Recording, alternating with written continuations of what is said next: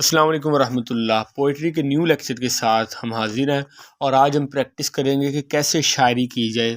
और आज हम बिल्कुल बुनियादी बातों पे प्रैक्टिस करेंगे क्योंकि हमारा नई क्लासेस हैं और ये अली जवेद और अहमद जवेद इनको आप मेरी नात क्लासेस में देखते हैं, लेकिन पोइट्री की अभी तक इन्होंने कोई क्लास नहीं ली मुझसे। आज पहली क्लास है और आज इनसे प्रैक्टिस करेंगे, इनके साथ बैठ के बिल्कुल स्टार्टिंग लेवल पे। और इससे आप लोगों के लिए भी बड़ी हेल्प होगी कि आप किसी को अगर बिल्कुल आगाज़ में शायरी सिखाना चाहते हैं तो आप किस तरह सिखा सकते हैं। ठीक है, तो शायरी में बिल्कुल जो बुनियादी चीज़ें हैं आपके ख्याल में क्या क्या हैं? आपके अल्फाज, आपका चुनाव अल्फाज का, आप क्या कहते हैं? ये हरूफ का अल्फाज का चुनाव जुमला बनाने का इसका मतलब है आप दोनों को अभी तक बिल्कुल नहीं पता, बिल्कुल फ्रेश है। ठीक है, हाँ, टेक्निकली तौर पे तीन चीज़ें हैं इस्तेमाल होती हैं, उन्हीं को ही हम मद्देनज़र रखते हुए हम शायरी करते हैं। एक होती है पाबंद शायरी, एक होती है वो शायरी पाबंद नहीं होती। जो पाबंद नहीं होती इसमें रदीफ़ और काफ़िया नहीं होता। पाबंद शायरी जो होती है वो तीन चीज़ों का मजमुआ होती है। वैसे लोगों को रदीफ़ और काफ़िए का पता चल जाता है, तीसरी चीज़ है वज़न, उसका पता नहीं चलता। और कई लोग ऐसे हैं बड़े बड़े उस्तादों के पास बैठ के भी सारी ज़िंदगी नहीं पता चलता। ठीक है, वो उनके नसीब है, लेकिन उस्ताद का काम होता है वो उसे सिखाए हर चीज़। तो तीन चीज़ें हैं पाबंद शायरी में, नंबर 1 रदीफ़, नंबर 2 काफिया, काफिया, नंबर 3 वजन। वज़न। ठीक है, वज़न पे हम बाद में आएंगे, पहले आपको पता हो कि रदीफ़ और काफिया क्या चीज़ है।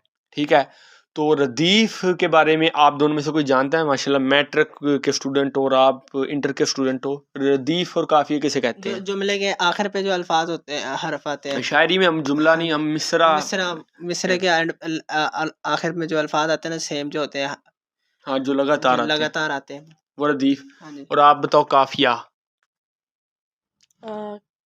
आइडिया नहीं मुझे काफी का। काफिया का आइडिया नहीं, चलो कोई नहीं, पहली क्लास है आपकी। काफिया आप बताओ। काफिया ये मिसरे के शुरू पे जो अल्फाज होते हैं ना, मिसरे के शुरू पे नहीं, दरमियान में मिसरे के अंदर जो आते हैं, रदीफ से पहले आते हैं। हम आवाज अल्फाज होते हैं ये। हाँ, हम आवाज तो आपने ठीक है, लेकिन इसको से पहले मैं बताता हूँ। रदीफ नंबर 1 रदीफ, नंबर 2 काफिया, नंबर 3 वजन। ये आप लिखे।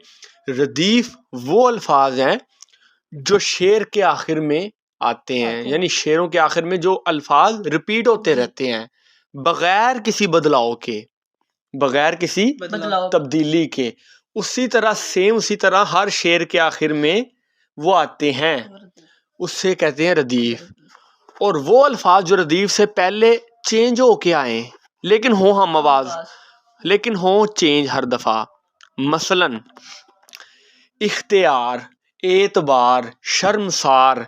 अब ये these are similar but not same, similar but not same. ठीक है, एक जैसे अल्फाज हैं लेकिन तब्दीली के साथ आ रहे हैं। ठीक है, different but similar is called काफिया।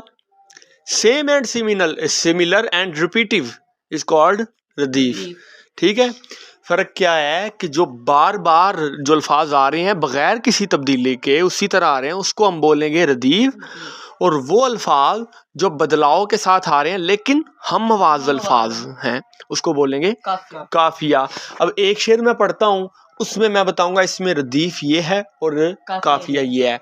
रख लें वो जो दर पर मुझे दरबान वगैरह, ये मेरे अब्बू जान का कलाम है और ये कुछ दिनों में ये रिलीज भी हो रहा है मेरे LSP पे, चैनल पे मैं लिंक लगा दूंगा। मेरे और अब्बू की आवाज में इकट्ठे, पहली दफा बाप और बेटे इकट्ठे। तो चलें, बीच में वीडियो का भी शॉर्ट आउट हो गया। रख लें वो जो दर पर मुझे दरबान वगैरह, फिर क्या है मेरे सामने सुल्तान वगैरह। अब इसमें वगैरह दोनों मिसरों में आया है, यानी ये चेंज नहीं हुआ लफ्ज। चेंज क्या हुआ है, ऊपर वाली लाइन में था दरबान, नीचे वाली लाइन में था सुल्तान। ऊपर था दरबान वगैरह, नीचे था सुल्तान वगैरह। वगैरह उसी तरह आया, दरबान और सुल्तान ये चेंज हुए। ठीक है, तो दरबान और सुल्तान क्या होगा, काफिया, और वगैरह क्या होगा, रदीफ। तो लिखिए मिसरों के आखिर में या शेर के मिसरों के आखिर में लगातार आने वाले अल्फाज को रदीफ कहते हैं। और काफिया पे लिखिएगा कि रदीफ से पहले आने वाले हम आवाज अल्फाज को काफिया कहते हैं। ये इसकी आप डेफिनेशन लिख लीजिए। ठीक है, इट्स डन। डन। समझ लग गई। अब मैं अगर कुछ शेर आपसे पूछूं जी। तो आप मुझे उसके रदीफ व काफिया बता सकते हैं? ठीक है, तो सबसे पहले आप ही मैं छोड़ता हूं, तब तक ये लिख लें। कोई अपनी मर्जी का शेर पढ़े, उसमें आपने मुझे काफिया बताना है और रदीफ बताना है। हुजूर ऐसा कोई इंतज़ाम हो जाए, जो हो जाए ये रदीफ है, और सलाम के लिए हाजिर गुलाम हो जाए। इनमें चेंजिंग आई है दोनों मिसरों में, तो जो इससे पहले वाला सुरों लफ्ज़ में है, नहीं मिसरों में? नहीं मिसरों में, वो जो है काफी है। वो बताओ ना कौन से हुजूर अल्फाज? ऐसा कोई इंतज़ाम और सलाम के लिए हाजिर गुलाम। इंतजाम और गुलाम, गुलाम ये काफी है। ये काफी है क्योंकि हर मवाज है। और हो जाए दोनों में जो एंड पे आया है, हुजूर ऐसा कोई इंतज़ाम हो जाए, सलाम के लिए हाजिर गुलाम हो जाए, ये रदीफ है। क्या रदीफ है? हो जाए। हो जाए, हो जाए रदीफ है। ठीक है, आपने बताना है कोई अपनी मर्जी का शेर और रदीफ व काफिया। ये हुजूर मेरी तो सारी बहार आपसे है, मैं बेकरार था मेरा करार आपसे है। तो इसमें बहार और करार वो काफ़ी है, और आपसे है ये रदीफ है। वेरी गुड, अच्छा है। अब आप दोनों से मेरा सवाल है। खुशबू है दो आलम में तेरी ए गुले चीदा, किस मुंह से बयां हो तेरे औसाफ हमीदा। पेचीदा और हमीदा ये रदीफ है। चीदा और हमीदा रदीफ है? नहीं नहीं, ये सॉरी काफ़ी है। काफी। और रदीफ क्या है? खुशबू है दो आलम में तेरी ए गुले चीदा, किस मुंह से बयां हो तेरे औसाफ हमीदा। इसमें तो रदीफ इसमें रदीफ नहीं है। वेरी गुड, इसमें रदीफ नहीं है। ठीक है, लेकिन ये फिर भी पाबंद शायरी है। उसकी वजह क्या है? नहीं नहीं, वजन तो आज़ाद शायरी में भी वजन और बहर तो होती है। इसमें काफिया जिसमें आ जाए वो पाबंद शायरी होती है, और जिसमें रदीफ ना आए इसका ये मतलब नहीं कि रदीफ नहीं आया तो वो पाबंद शायरी नहीं है। बगैर रदीफ के भी शायरी पाबंद शायरी है, लेकिन बगैर काफिए के अगर हो तो उसे आज़ाद शायरी बोलेंगे। आज़ाद शायरी और पाबंद शायरी में यही फ़र्क है कि काफिए का फ़र्क है, और रदीफ जो है वो हमारी मर्ज़ी है, हम रदीफ लेके आना चाहते हैं या नहीं। रदीफ के बगैर भी कलाम लिखा जा सकता है। और लिख लीजिए अगले पेज पे कि ऐसा कलाम जिसमें काफिया मौजूद हो लेकिन रदीफ ना हो, उस कलाम को गैर मुरद्दफ कलाम कहते हैं। गैर मुरद्दफ यानी बगैर रदीफ के। वो कलाम जिसमें काफिया मौजूद हो लेकिन रदीफ ना हो उसको गैर मुरद्दफ कहते हैं, लेकिन वो भी पाबंद शायरी ही होती है। अगर काफिया भी नहीं होगा वो आज़ाद शायरी। हाँ, जिसमें काफिया रदीफ दोनों नहीं होंगे वो आज़ाद शायरी। जिसमें काफिया आगे आ जाता है तो वो पाबंद शायरी, और जिसमें रदीफ भी आ जाता है वो भी पाबंद शायरी है। ठीक है, लेकिन ज़्यादा खूबसूरत वही कलाम लगता है जिसमें रदीफ और काफिया दोनों, वो ज़्यादा खूबसूरत लगता है। इसी तरह एक और कलाम है, कितनी गुस्ताख है निगाह ख़याल, ढूंढने जा रही है उनकी मिसाल। इसमें ख़याल और मिसाल काफ़ी है, रदीफ नहीं है। इसको भी हम क्या बोलेंगे? गैर मुरद्दफ कलाम। अब एक कलाम है, उसका भी आप लास्ट बता दें फिर वज़न पे आते हैं। ए रसूल अमी ख़ातमुल मुरसलीन, तुझसा कोई नहीं, तुझसा कोई नहीं है अकीदा ये अपना बसिद को यकीन, तुझसा कोई नहीं, तुझसा कोई नहीं। इसमें रदीफ और काफिया कौन बताएगा? ये रदीफ जो है इसमें तुझसा कोई नहीं, ये इसमें रदीफ खाली तुझसा कोई नहीं। मैं दोबारा से पढ़ता हूँ, ए रसूल अमी खातमुल मुरसलीन, तुझसा कोई नहीं, तुझसा कोई नहीं। दो बार है। हाँ जी, दो दफा हाँ जी, दो तुझसा कोई नहीं, तुझसा कोई नहीं, ये दोनों रदीफ है इसके। Very good. और ए रसूल अमी खातमुल मुरसलीन, तुझसा कोई नहीं, तुझसा कोई, इसमें ए रसूल है अकीदा ये अपना बसिद को यकीन, तुझसा कोई नहीं, तुझसा कोई नहीं। ये यकीन और अमी, ए रसूल अमी खातमुल मुरसलीन। ऊपर वाले मिसरे में दो काफिये नहीं हो सकते।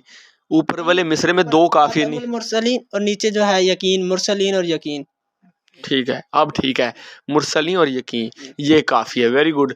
ठीक है, तो ये रदीफ और काफ़िया की कुछ आपको बेसिक नॉलेज मिल गया है। अब आते हैं वज़न पे। अब वज़न क्या है? वैसे मैं आपसे पूछता हूँ, आपके ख्याल में वज़न क्या है? वज़न यही जो हम उठाते हैं, वेट जिसको हम वेट कहते हैं, ये वज़न है।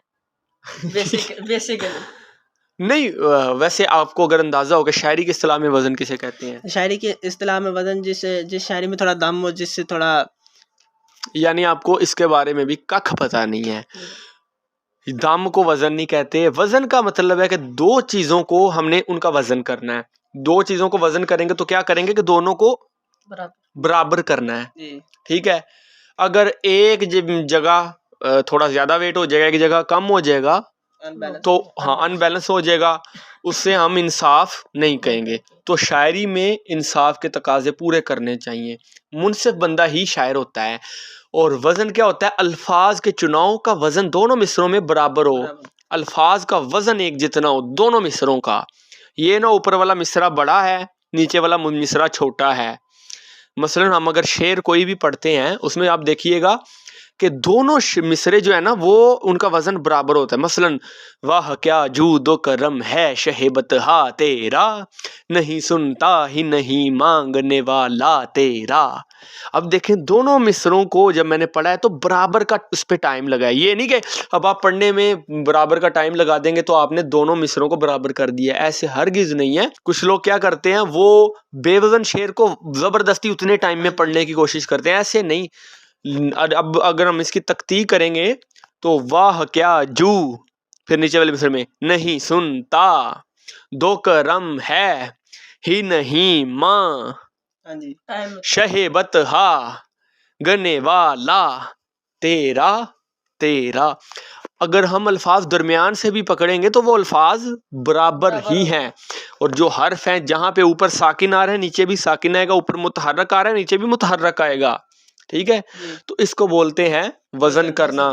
खुशबू है दो आलम में तेरी ए गुले चीदा, किस मुंह से बयां हो तेरे औसाफ हमीदा, ठीक है। दोनों मिसरे बराबर हैं। सबसे ओला वाला हमारा नबी, सबसे बाला वाला हमारा नबी, कौन देता है देने को मुँह चाहिए देने वाला है सच्चा हमारा नबी। अब वो मिसरे सारे वजन में लिखे जाते हैं तो नात खानों के लिए ये आसानी होती है कि वो उसे एक ही ट्यून में पढ़ लें, वरना एक नाद की ट्यून दूसरी नाद में वो तब ही फिट आ सकती है अगर उस नाद का वजन उस नाद के बराबर है। तो ये वजन होता है, इसकी बहरें होती हैं, वो बहरें सेलेक्ट करनी पड़ती है। जिस तरह तर्ज बनाने के लिए हमें राग सेलेक्ट करना पड़ता है ना, हमें इसके लिए बहरें सेलेक्ट करनी पड़ती है, फिर उन बहरों का वजन देखना पड़ता है। जिस तरह हमें राग सेलेक्ट करना पड़ता है तर्ज बनाने के लिए, और फिर उस राग की सुरें देखना पड़ती हैं, इसी तरह हमें बहरें देखनी पड़ती हैं। वो बहरें बहुत ज़्यादा हैं, हम इंशाल्लाह अगली वीडियोज़ में करेंगे। अभी हम बिल्कुल बेसिक लेवल पे वज़न को समझेंगे। अब वो वज़न क्या होता है? वज़न के कुछ अल्फाज जो हैं वो चुने जाते हैं। उन अल्फाज को बोलते हैं उरूज। आइन रे वाव ज़ाद, उरूज काफ़ी किस्म के, जैसे एक फेलुन, एक फ़ाइलुन, एक फ़ाइलातुन, एक फ़ाइलातुन, फिर उसमें मुस्तफ़इलुन, ठीक है। फ़ाइलात मुख्तलिफ तरह के हैं, मतलब कई फेल फा खाली इतना भी होता है। तो मुख्तलिफ तरह के क्या हैं? हाँ, ये उरूज हैं। इन उरूज के वज़न पे जो है ना, इन उरूज को जोड़ा जाता है और एक बहर बनती है।